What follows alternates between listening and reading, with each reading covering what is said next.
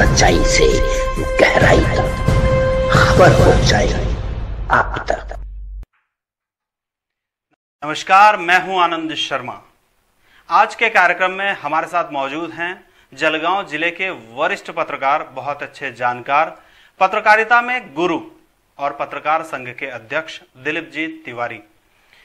दरअसल बहुत दिनों से मैं इस बात पर चर्चा करना चाहता था किसी से भी कि पत्रकारिता क्या है। आज हर आदमी ये चाहता है कि मैं भी पत्रकार बनूं। बहुत सारे लोग, मैं जब भी मिला करता हूं लोगों से, तब ये चर्चाएं हुआ करती है कि पत्रकार कैसे बन सकते हैं, पत्रकार बनने के लिए क्या करना चाहिए, आप कैसे पत्रकार बने। ये सारी चर्चाएं हमारी चलती रहती है। हमारे साथ मौजूद हैं दिलीपजीत तिवारी, पत्रकार संघ के अध्यक्ष। आज ये छोटी छोटी बातों का लेकिन महत्वपूर्ण बातों का जवाब आप सभी को देंगे हमारे साथ।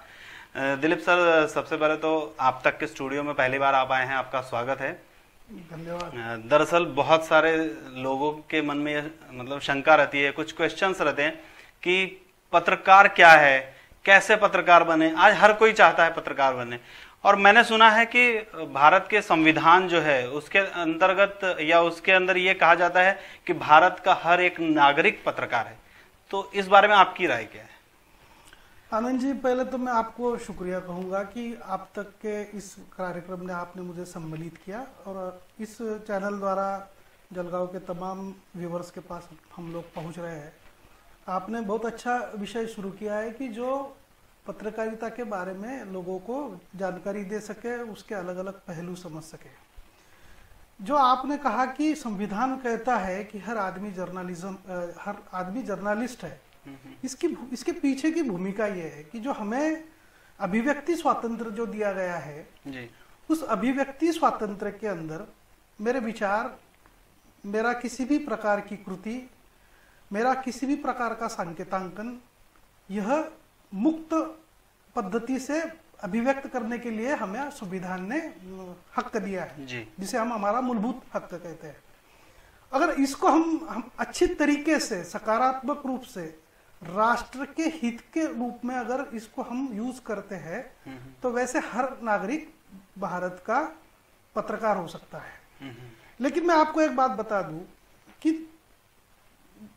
10 साल में यूरोपियन कंट्री में और उसके बाद जैसे कि सोशल मीडिया का अनावरण हुआ है, सोशल मीडिया जिस तरीके से लोगों में फैल रहा है जी, तो सिटीजन जर्नलिस्ट की एक नई संकल्पना सभी प्रकार के मीडिया में आई है।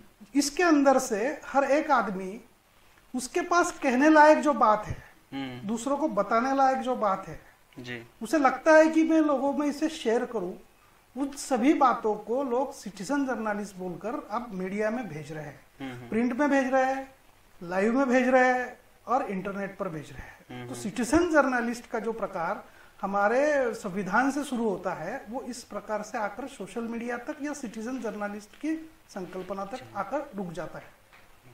सर, एक्चुअल में पत्रकार क्या है और पत्रकारिता क्या है? देखिए आनंद जी, पत्रकार क्या है और पत्रकारिता क्या है, ये दोनों बातें जो है ये एक में के लिए पूरक है, एक में के ऊपर डिपेंड करती है।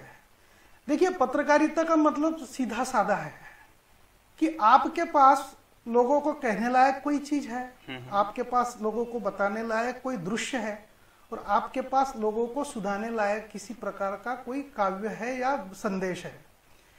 इसे जब आप किसी भी माध्यम से, प्रिंट हो, लाइव हो, नेट हो या किसी प्रकार का बोर्ड हो, इसे जब आप प्रेक्षक के पास जाते हैं, श्रोता के पास जाते हैं या किसी दर्शक के पास जाते हैं, तो उससे पत्रकारिता के सभी अंगीभूत संकल्पनाएं लागू हो जाती है।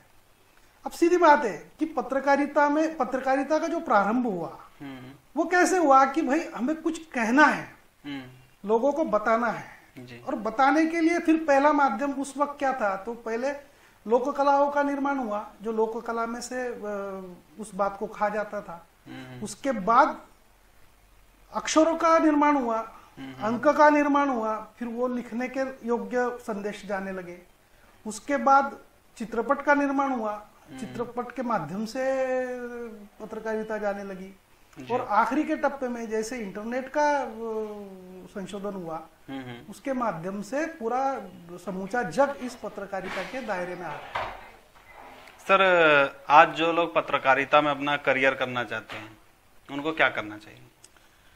देखिए आनंद जी, ये आपका जो सवाल है ना, ये बहुत महत्वपूर्ण सवाल है कि पत्रकारिता में आने वालों के ने क्या करना चाहिए। पत्रकारिता दो प्रकार की है। एक तो स्वतंत्र पत्रकारिता, कि जिसके लिए किसी भी प्रकार का कानून, जिसके लिए किसी भी प्रकार का कोई पात्रता आज कहां पर डिफाइन नहीं की है। तो पत्रकार किसको होना है, तो कोई भी पत्रकार हो सकता है जी। तो पहला तो मुद्दा ये है। लेकिन अगर आपको वेतन भोगी पत्रकार होना है, जहां की नौकरी कर कर आपको पत्रकार होना है, वहां पर पत्रकारिता के लिए कोई ना कोई पात्रताएं जरूर निश्चित की गई है। पत्रकारिता के जो आयाम है वो मूलतः 4 प्रकार के हैं। आप प्रिंट यानी जो छपाई में निकलते हैं, न्यूज़पेपर निकलते हैं, उसके लिए भी आप पत्रकार बन सकते हो। हम लोग देखते हैं कि अब चैनल के ऊपर, लाइव चैनल जैसे आप तक के माध्यम से लोगों तक पहुंच रहे हैं, इसे हम लाइव पत्रकारिता कहते हैं, कि जिसके लिए भी पात्रता अलग है। तीसरी पात्रता जो है वो इंटरनेट की है, जिसे हम नेट मीडिया कहते हैं। और चौथी जो सोशल मीडिया में आ रही है उस प्रकार से। अब जिससे पत्रकार होना है तो उसे पहले यह तय करना है कि मुझे किस प्रकार का पत्रकार होना जरूरी है। मैं प्रिंट में काम करूंगा, मैं लाइव में काम करूंगा, या मैं नेट में काम करूंगा।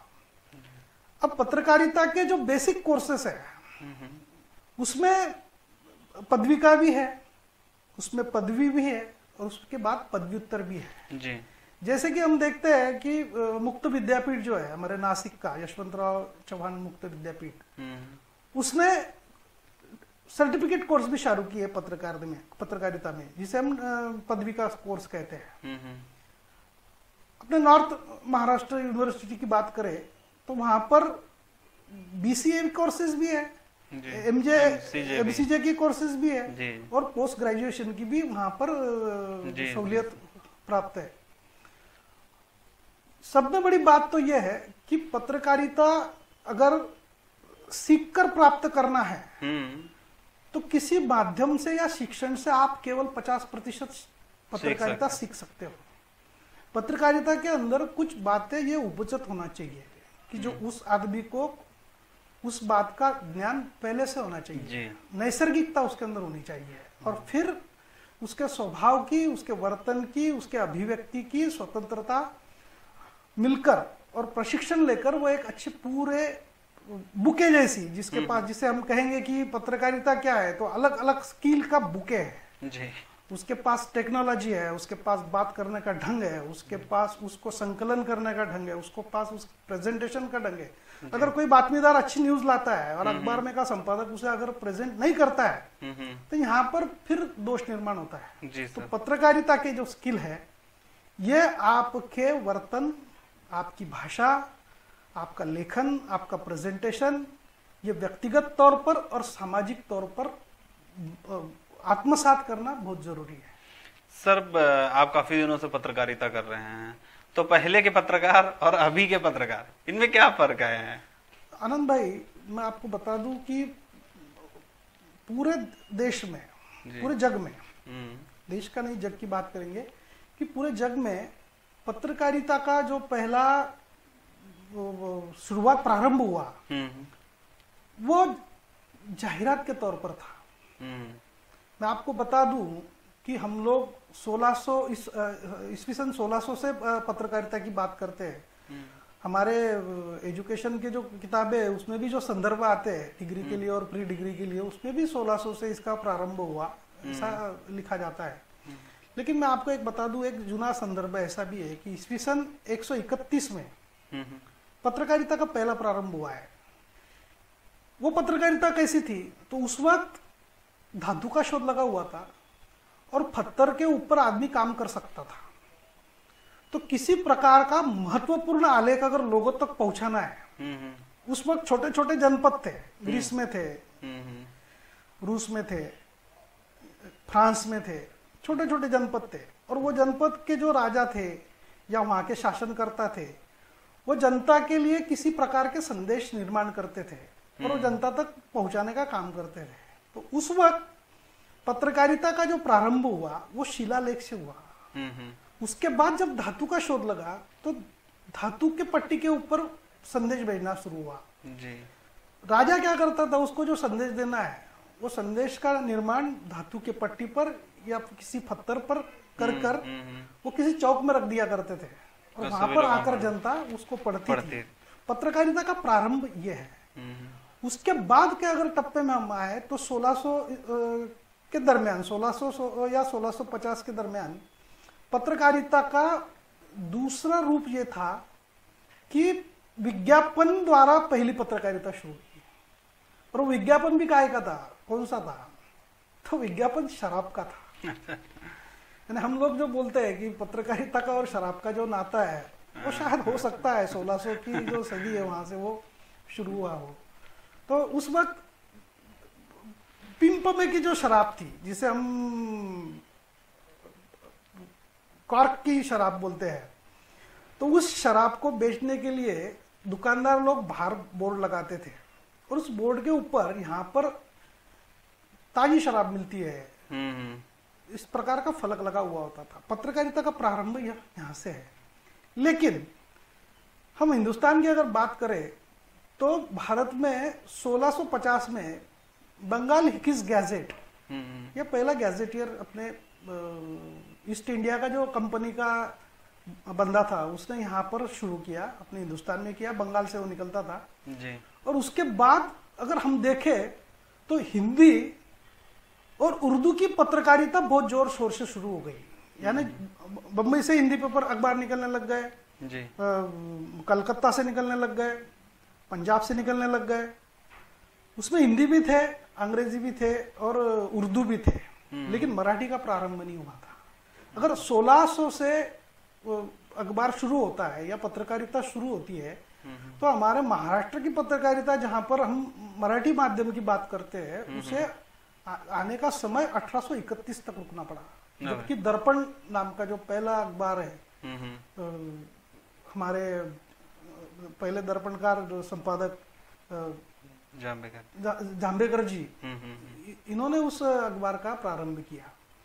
तो अब ये प्रवास जो है ना पत्रकारिता का, इसको अगर हम बारीकी से देखें तो पहले पत्रकारिता क्या थी? तो पहले इंफॉर्मेशन के लिए, किसी प्रकार की मालूमात देने के लिए पत्रकारिता थी। उसके बाद हिंदुस्तान में स्वतंत्रता पूर्व कार्यक्रम के लिए, स्वतंत्रता मिलाने के लिए, उसके प्रचार प्रसार के लिए गांधी जी ने पत्रकारिता की, नेहरू जी ने पत्रकारिता की, अंबेडकर जी ने पत्रकारिता की, यहाँ तक के फुले जी ने पत्रकारिता की। और उसके बाद हम अगर देखें तो टिळक है, आगरकर है, अभी तक के लोगों तक वो नाम आ सकते हैं कि जो स्वतंत्रता के लिए लड़ रहे थे, उन्होंने पत्रकारिता की।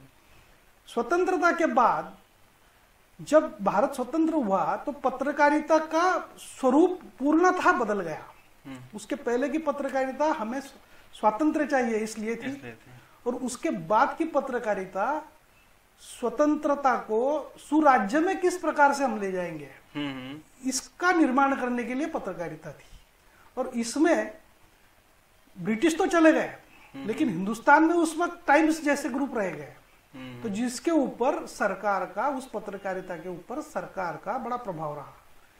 तो प्रवास में ये दिखता है कि पहले विज्ञापन के लिए पत्रकारिता शुरू हुई, उसके बाद स्वतंत्रता के लिए उसे हमने यूज किया, उसके बाद सुनिर्माण के लिए, राज्य का सुनिर्माण करने के लिए उसे हम लोगों ने कोशिश की, और अब जो पत्रकारिता है उसने हमारे समाज के सारे क्षेत्र को व्याप्त कर दिया है। और वहां पर हम देखते हैं कि सरकार चलाने के लिए पत्रकारिता है, सरकार गिराने के लिए पत्रकारिता है, सरकार को बदनाम करने के लिए पत्रकारिता है, सरकार की भलावन करने के लिए पत्रकारिता है। यही इसी प्रकार की सभी मौज पट्टियां जो है वो सामाजिक क्षेत्र में भी लग रही है। किसी उद्योग को बढ़ाने के लिए पत्रकारिता है, किसी उद्योग को बंद करने के लिए पत्रकारिता है, किसी को बदनाम करने के लिए पत्रकारिता है, किसी की आरती उतारने के लिए पत्रकारिता है। तो इस प्रकार से पत्रकारिता के आयाम जैसे जैसा समय बदल रहा है उस हिसाब से वो बदलते जाते हैं। सर, पीत पत्रकारिता का बहुत बार नाम आता है, वो क्या है?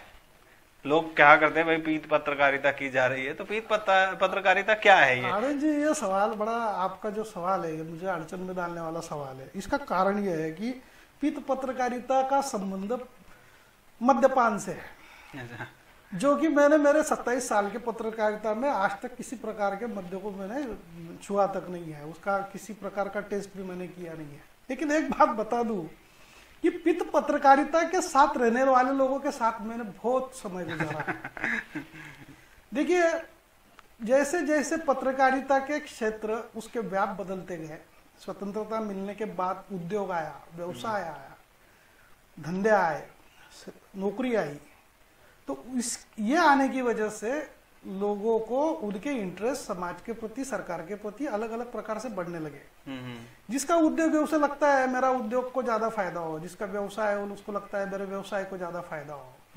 और किसी भी प्रकार का फायदा अगर आपको लेना है तो आपको विज्ञापन हो या पत्रकारिता के संदेश हो, इसका कहीं ना कहीं वापर करना जरूरी है। जी। आपको आपके पास जो बातें हैं वो लोगों तक अगर पहुंचाना है, जिन लोग इसका मतलब वो व्यूअर्स है, वो श्रोता है और या वो पढ़ने वाला वाचक है जी। तो इसके तक आपको अगर जाना है तो फिर उसके जो चैनल्स है, भाई अखबार चलाने वाला मालिक है, उसके नीचे एक संपादक है, उसके नीचे उप संपादक है, उसके नीचे वार्ताहर है और ये गांव तक पहुंचती है। अब अगर इस चैनल में आपको जाना है, इनके पास हमें किसी प्रकार की न्यूज, किसी प्रकार की मालूमात देना है, तो दो प्रकार के पर्याय अभी फिलहाल उपलब्ध है। एक तो आप न्यूज बना कर दो जिसे किसी भी प्रकार का चार्ज नहीं लगता, या आप विज्ञापन दो जिसे चार्ज लगता है। विज्ञापन ये पत्रकारिता का हिस्सा नहीं है, लेकिन विज्ञापन और न्यूज की पत्रकारिता अब एक में को झोड़ रही है। तो मुझे ऐसा लगता है कि जब आदमी को लगता है कि मेरी किसी भी प्रकार का संदेश या मेरी किसी भी प्रकार की न्यूज अखबार में छप कर आए, चैनल पर दिखाई जाए या नेट मीडिया में वो वायरल की जाए, तो वह अलग अलग प्रकार के रेमेडीज उसके शुरू कर देता है। अब उसे अगर किसी प्रकार की न्यूज किसी वेस्टर्न इंटरेस्ट के लिए, खुद के व्यक्तिगत स्वार्थ के लिए, व्यक्तिगत समाज के लाभ के लिए अगर उसको देना है, तो वो ये सोचता है कि इस न्यूज को मैं मालिक के माध्यम से दूं, इस न्यूज को मैं संपादक के माध्यम से दूं, या इस न्यूज को मैं किसी प्रकार के संवाददाता के या बातमीदार के माध्यम से दूं जी। पित्त पत्रकारिता का जो संबंध है वो यहाँ से शुरू होता है कि देखिए, अब किसी भी प्रकार की अगर चर्चा करनी है तो लोग दो प्रकार की चर्चा करते हैं। एक तो ऑन टेबल होती है जी, और दूसरी एक रात में बैठेंगे इस प्रकार की होती है। मैं ऐसा समझता हूं कि रात में जो बैठे जाने वाली पत्रकारिता है या किसी प्रकार की बैठक है, उसे हम लोग पित्त पत्रकारिता के नाम से जानते हैं, कि जहां पर सभी प्रकार का सागर संगीत कार्यक्रम होता है, वहां पर अपनी कहने की बात पत्रकार को सुनाई जाती है, पत्रकार उसे अपने हिसाब से लेते हैं और उस बात को वो जनता में वायरल करते हैं। सर, सभी तरफ संगठन को लेकर बहुत सारी चर्चाएं हुआ करती है। हर आदमी चाहता है संगठित रहे, और कहा भी जाता है जो संगठन में रहता है वो सुरक्षित रहता है। पत्रकारों में संगठन को लेकर आपके क्या विचार हैं?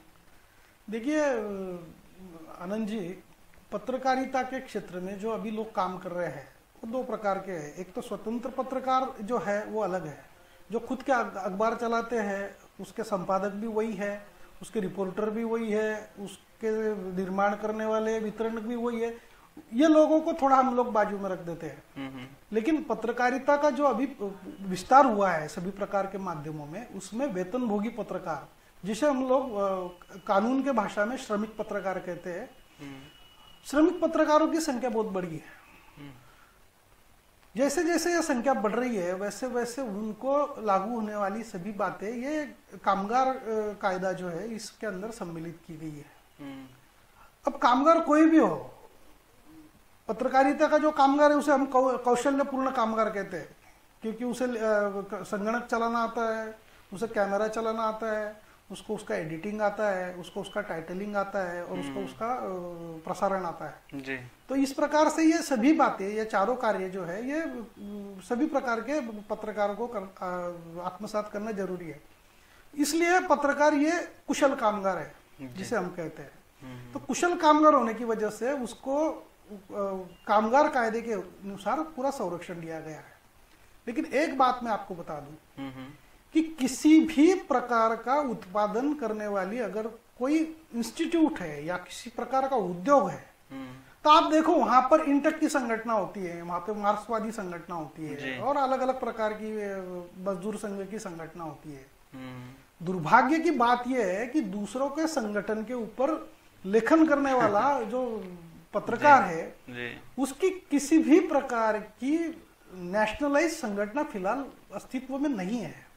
जो संगठन है वो अलग अलग माध्यम से अलग अलग क्षेत्र से अभी भी जुड़े हुए हैं, उसका एकत्रित व्यासपीठ नहीं हुआ है। मैं बात कर रहा हूं भारत के स्तर पर की। अगर इसे हम राज्य के स्तर पर लाए तो राज्य स्तर पर कोई संगठन आज काम नहीं कर रही है पत्रकारों के एकत्रीकरण के लिए। एक दो तीन संगठन है जिनका उल्लेख हमेशा किया जाता है, लेकिन वो संगठन भी अलग अलग अपने अपने दायरे में अपने अपने कंपास से काम कर रहे हैं। वो अपना कंपास लेते हैं और उसका एक वर्तुल बनाते हैं, वो उसी में काम करते हैं।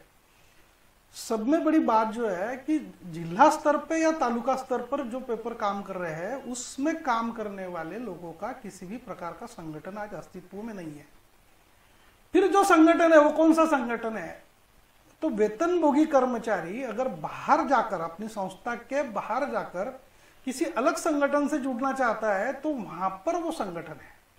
जैसे मैं आपको उदाहरण के तौर पे बताऊं कि जलगांव जिला के अंदर सभी प्रकार के अखबार निकलते हैं, सभी प्रकार के माध्यम क्षेत्र के मीडिया यहाँ पर है, लेकिन यहाँ पर किसी भी प्रकार का संगठन उनका संस्था अंतर्गत नहीं है जी। फिर ये लोग जिला पत्रकार संघ के नाम पर हमसे जुड़ते हैं।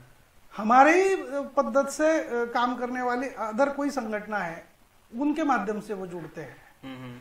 तो पहली बात तो ये है कि पत्रकारों का संगठन हो रहा है, ये जरूरी है, बिल्कुल, जिसका मैं व्यक्तिगत पत्रकार तौर पे समर्थन भी करता हूं और मैं उसके तरफ सकारात्मक रूप से देखता हूं। लेकिन जो पत्रकार अपनी लेखनी से समाज को संगठन का महत्व समझाता है, एकत्रीकरण का महत्व समझाता है, वो पत्रकार अपने संगठन के लिए किसी एक प्रकार का सुकाणु समिति या राज्य स्तरीय समिति या अखिल भारतीय समिति नहीं बना सकता। ये सब में बड़ी दुर्भाग्यपूर्ण बात है। जहां के अगर हम देखें तो पत्रकारों के लिए जो आयोग है जी, जो कि सरकार हमेशा सिंह आयोग, मनीषाना आयोग की बात करती है, इस वेतन आयोग को लागू करना या नहीं करना इसके बारे में जो बड़े बड़े मीडिया क्षेत्र के माध्यम के जो लोग हैं वो हमेशा आगे पीछे करते रहते हैं, उसे स्वीकार नहीं करते हैं।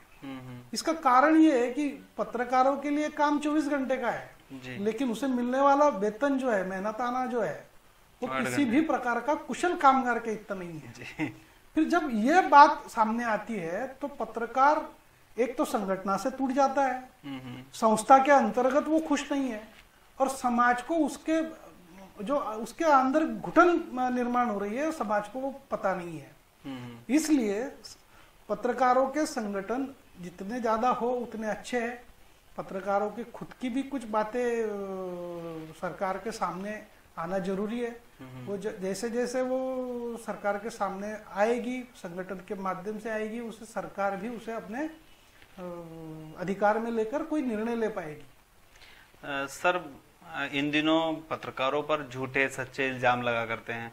काफी बार ऐसा देखा गया है कि किसी के अगेंस्ट में अगर न्यूज लगाने के लिए कोई जाता है, कोई खबर देता है, तो उसके ऊपर उल्टा आरोप लगा दिया जाता है। कई बार भ्रष्टाचार के भी आरोप लगते हैं, कई बार दादागिरी मारपीट के भी आरोप लगते हैं। ऐसे समय में अगर झूठे इल्जाम लगते हैं तो पत्रकार संघ उनके पीछे है, ये कैसे पता चले, या पत्रकार संघ उनके साथ होती है क्या? आनंद भाई, अब मैंने आपको जो संगठन के स्वरूप के बारे में भी बताया। देखिए, कोई भी पत्रकार अगर काम कर रहा है तो उसका पहले एफिलिएशन जो है वो उसकी संस्था से है। वो जब कहीं नौकरी में अगर लगता है तो उसे वो संस्था पत्रकार का डेसिग्नेशन देके उसके काम की जिम्मेदारी तय करती है और उसे काम सौंपती है। यानी कि वो उस इंस्टीट्यूट का सब पहला कर्मचारी है। उसके बाद मैंने आपको बताया कि किसी भी माध्यम जगत में फिलहाल किसी भी प्रकार का मान्यता प्राप्त संगठन काम नहीं कर रहा है जी। तो अब प्रश्न ये निर्माण होता है कि संगठना वृत्त संकलन के लिए जब पत्रकार, कैमरामैन यहाँ हमारे एंकर ये जब बाहर जाते हैं जी तो इनको सभी प्रकार का संरक्षण, वो जिस मीडिया के लिए काम कर रहे हैं वो संस्था का होना जरूरी है जी। वो संस्था उस विषय में स्ट्रांग होना जरूरी है। अब होता ऐसा है कि किसी न्यूज के लिए जब वृत्तांकन का संकलन होता है तो उसमें एक बाजू और दूसरी बाजू, ये दोनों बाजू आती है। कभी कभी किसी माध्यम की खुद की एक भूमिका होती है किसी विषय के ऊपर, और वो एखादे विषय को उसी प्रकार से लोगों के सामने प्रेजेंट करते हैं और यहाँ पे विवाद उत्पन्न होता है। जिसके संबंधी न्यूज है उसे लगता है कि इसमें दोनों पक्ष की बातें आना जरूरी है, जो कि नैसर्गिक न्याय के तौर पे सही है, लेकिन होता नहीं। फिर वहां पर उस कर्मचारी को या उस पत्रकार को समाज के उस असंतोष को सामने जाना है। वो अगर रिपोर्टर है तो उसे पॉलिटिक्स के लोगों से सामने जाना है, वो अगर किसी प्रकार का उद्योगपति है तो उसके भी सामने उसे जाना है जी। और ये सभी लोग जो है समाज के उद्योगपति, समाज के व्यावसायिक, समाज के वेतनभोगी, समाज के किसी भी प्रकार के मान्यवर लोग, ये वृत्त संस्था के हितचिंतक या वृत्त संस्था के अप्रत्यक्ष भागीदार होते हैं। उनका किसी ना किसी प्रकार से उस वृत्त संस्था के आर्थिक व्यवहार के अंदर कंट्रीब्यूशन होता है।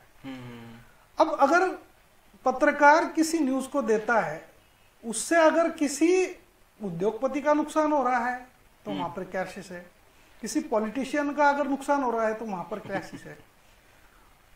पॉलिटिशियन का अगर नुकसान हो रहा है तो उसके समर्थक जो है वो उसके साथ हाथापाई करने निकल सकते हैं। उद्योगपति का अगर नुकसान हो रहा है तो कोई उद्योगपति खुद हाथ में तलवार लेकर बाहर नहीं निकलता, लेकिन वो वृत्त संस्था को किसी ना किसी प्रकार से जर्जर जरूर कर सकता है। तो इस प्रकार पत्रकार जो है वो जिस माध्यम के लिए पत्रकारिता कर रहा है उसका खुद का सपोर्ट पत्रकार के लिए होना बहुत जरूरी है।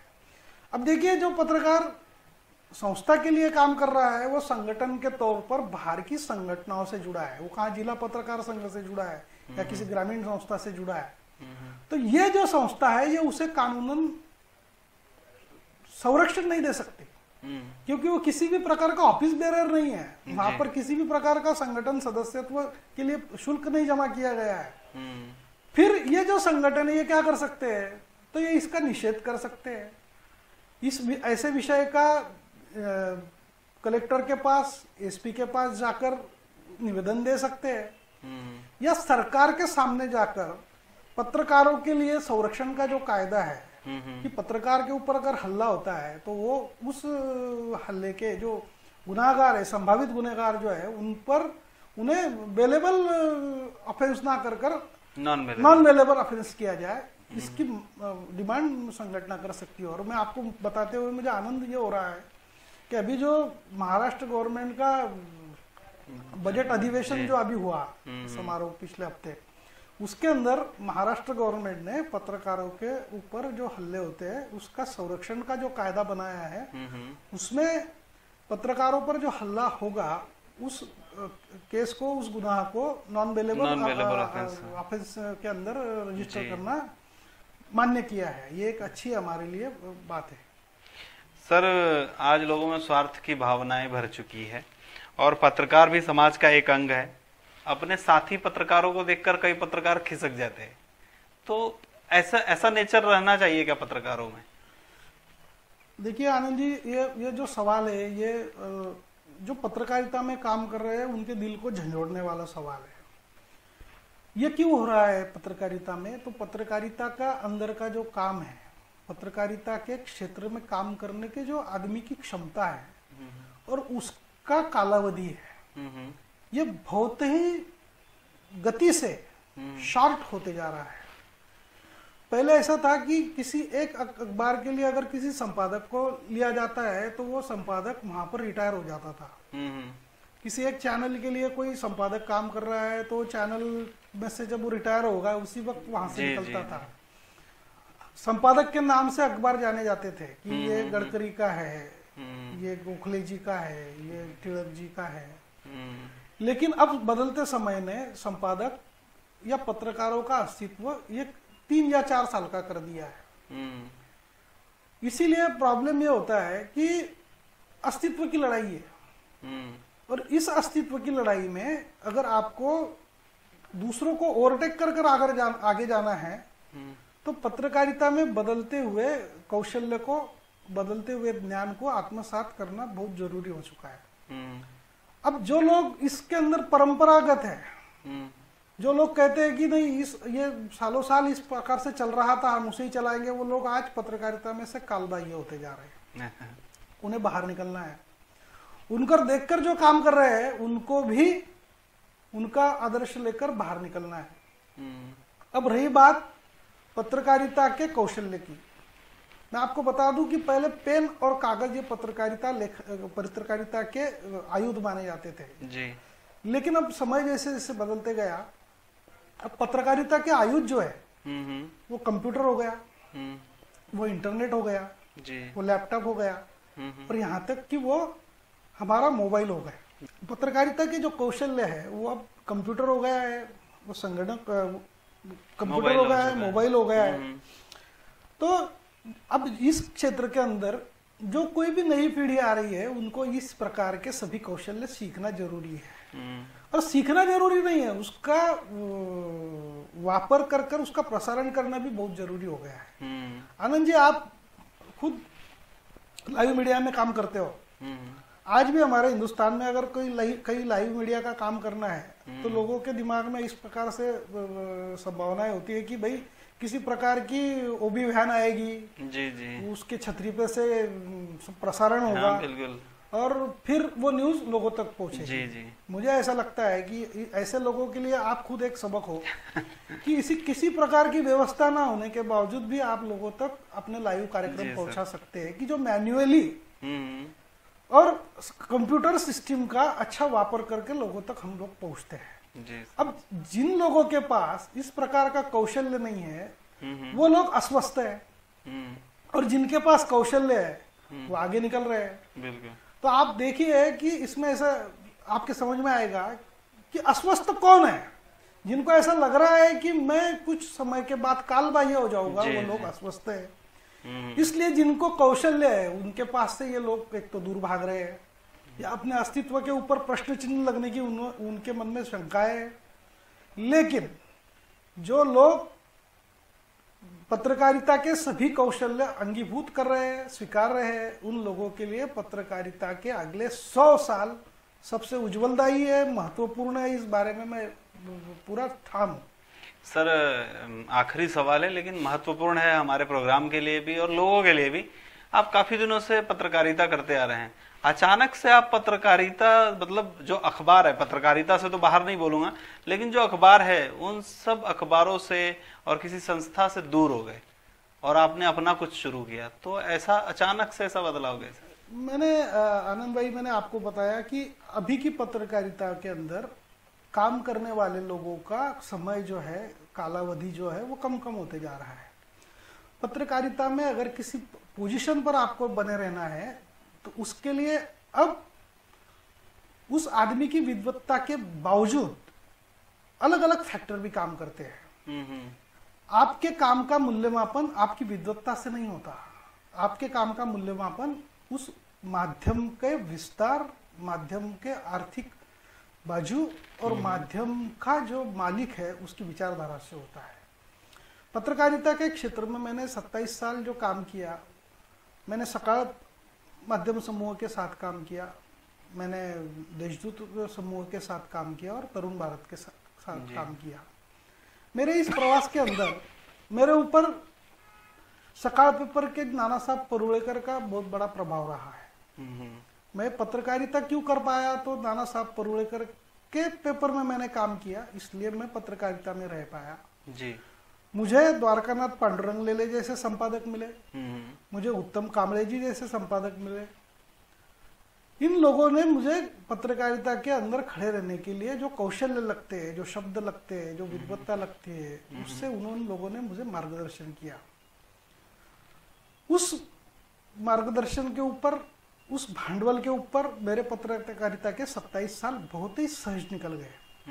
लेकिन बदलने वाले इस समय में मैंने एक बात को नजदीक से अनुभवित किया कि अगर पत्रकारिता के अंदर आप जितनी जल्दी से ऊंचाई के ऊपर पहुंचते हो उतने ही जल्दी से आपको नीचे का मार्ग बताने वाली भी सिस्टम काम करती है। और मैंने तय कर लिया कि एक बार अगर इस उत्तर के ऊपर हम लोग लग जाते हैं तो हमारा बीच में रुकना बड़ा असंभव है। जो बीच में नहीं रुकेगा वो जहां से शुरू हुआ था वहीं पर जाकर खत्म हो जाएगा। बदलते हुए इस समय को मैंने पहली बात तय की कि मैं मेन स्ट्रीम जहां पर प्रिंट का मैं एडिटर हूं, मैं वहां से जब बाहर निकल रहा हूं तो मुझे अपना खुद का स्काई इज द लिमिट ढूंढना पड़ेगा जी। और मेरा सौभाग्य यह है आनंद जी कि मैंने बदलते हुए समय के अंदर सोशल मीडिया जो है इसके सारे कौशल्य मैंने आत्मसात किए, परिश्रम पूर्वक आत्मसात किए। वैसे शब्दों का भंडार तो मेरे पास अनुभव से पहले से ही है और मैंने तय किया कि इस अनुभव को और इस भंडार को मैं सोशल मीडिया के माध्यम से लोगों के लिए करूंगा जी। मेरे काम में दो बातें आपको मैं जरूर बताना चाहूंगा कि मैं जब प्रिंट के लिए काम करता था उस वक्त मैं मालिक के लिए काम करता था जी। मैं जो कुछ भी न्यूज के माध्यम से अर्थ कारण करता था उसका थेट संबंध किसी मालिक को मिलता था, मालिक को मिलता था। लेकिन मैंने जैसे ही सोशल मीडिया के लिए काम करना शुरू किया मैंने लोगों के लिए काम करना शुरू किया और अर्थ कारण मेरा व्यक्तिगत हो गया जी। ये इसके अंदर बहुत बड़ा मूलभूत फर्क है। इसका और एक फर्क यह है कि सोशल मीडिया निर्माण होने को करीबन 20 साल हो गए जी। फेसबुक ऑलरेडी है, व्हाट्सएप नया है, यूट्यूब है, बिल्कुल इस सभी प्रकार के जो माध्यम है सोशल मीडिया के ये आज उपलब्ध है और अगर एक बात से देखे जाए तो ये फ्री है। सवाल ये है कि इसका यूज करे कैसे, ये कॉमन पब्लिक को मालूम नहीं है। और मैंने जैसे ही प्रिंट मीडिया से, जिसे मैं मेन स्ट्रीम मीडिया कहूंगा, जैसे ही वहां से मैंने दूर हुआ मैंने सोशल मीडिया के इस विस्तार को करीब से देखा। मैंने जलगांव शहर में इस सोशल मीडिया का एक नया फार्मूला शुरू किया। लोगों को सोशल मीडिया की जो महत्वपूर्ण बातें हमें है उसको मैंने लोगों को समझाया और आज मुझे बड़ा आनंद महसूस होता है कहने के लिए कि जलगांव सिटी के अंदर करीब 32 कारपोरेट ग्रुप के लिए सोशल मीडिया का एक अच्छा नेटवर्क खड़ा करने में मैं कामयाब हुआ हूँ। एक अच्छे लोग इसके अंदर आ रहे हैं। और एक बात आखिरी में मैं जरूर कहूंगा कि जो मेरे रीडर्स है, मेरे ब्लॉग के रीडर्स है, मेरे अखबार से मेरे रीडर्स है, दोस्तों मैंने पत्रकारिता से मुंह मोड़ा नहीं है। पत्रकारिता का मेरा जो स्वरूप था, मेरा काम था, उसको मैंने अलग ढंग से परिवर्तित किया है। मैं पहले किसी अखबार में अग्रलेख लिखकर आप तक पहुंचता था और अब मैं ब्लॉग लिखकर आप तक पहुंचता हूं। मुझे बड़ी खुशी होती है कि मैं सकाल पेपर का संपादक था, उसके अंदर मैं अग्रलेख लिखता था तो मुझे करीबन महीने में 2-4 लोगों के फोन आते थे कि सर आपका अग्रलेख अच्छा था। मैं देशदूत में आया, देशदूत में लेख लिखता था तो देशदूत का पहुंच थोड़ी ज्यादा होने से मुझे 10 लोगों के फोन आते थे। लेकिन जैसे ही मैंने सोशल मीडिया में काम किया आनंद जी, मुझे आनंद इस बात का होता है कि सोशल मीडिया की मेरी हर पोस्ट करीबन 5000 लोगों तक पहुंच जाती है। और इसमें एक गौरवपूर्ण बात मैं ये कहूंगा कि महाराष्ट्र के जो माजी मंत्री है एकनाथ राव जी खड़से, इनका एक विशेष मुलाकात मैंने मेरे ब्लॉग के लिए किया था और आज उसका रीच जो है उस ब्लॉग का वो 32,000 रीडर्स के ऊपर गया है। और ये सारी बातें जो है मैं अखबार की रीडरशिप क्या है इसके लिए एक एबीसी का प्रमाण पत्र है, चैनल की रीडरशिप क्या है इसके लिए टीआरपी का पर्चा है। लेकिन दोस्तों सोशल मीडिया का रीडरशिप का पर्चा ये हमेशा आपके साथ होता है, आपके ब्लॉग पर दिखता है, आपके फेसबुक अकाउंट पे दिखता है, आपके व्हाट्सएप अकाउंट पे दिखता है। तो इसीलिए इस चर्चा का समारोप करते वक्त मैं पत्रकारों को एक आह्वान जरूर करूंगा कि आप भी पत्रकारिता के अंदर लगने वाले जो कौशल्य है उसको आप आत्मसात करें, उसके अंदर आप कंप्यूटर से दोस्ती करें, आप इंटरनेट से दोस्ती करें, आप माध्यम के जो अलग अलग प्लेटफॉर्म है, जिसे हम फेसबुक कहते हैं, यूट्यूब कहते हैं, ट्विटर कहते हैं, इसे आप दोस्ती करें, इसका टेक्निक सीख लें और इसका अपने व्यक्तिगत जीवन से लेकर व्यावसायिकता तक उसका अच्छे से वापर करें। आपने आज मुझे इस चर्चा में सम्मिलित किया, इसलिए मैं आनंद जी आपका आभारी हूँ। सर, आप हमारे स्टूडियो में आए और हमारे दर्शकों को आपने जानकारियां दी। जो लोग पत्रकारिता क्षेत्र में आना चाहते हैं उनके लिए आपने कुछ महत्वपूर्ण मार्गदर्शन किए। आशा करते हैं कि हमारे दर्शक तिवारी सर से जो कुछ भी यहाँ पर तिवारी सर ने बताया है उसको आत्मसात करेंगे और कुछ सीखने की जरूर कोशिश करेंगे। आज की बात में बस हम यहीं पर रुकते हैं और फिर कल देखते हैं कि हम किस से बात करेंगे। धन्यवाद।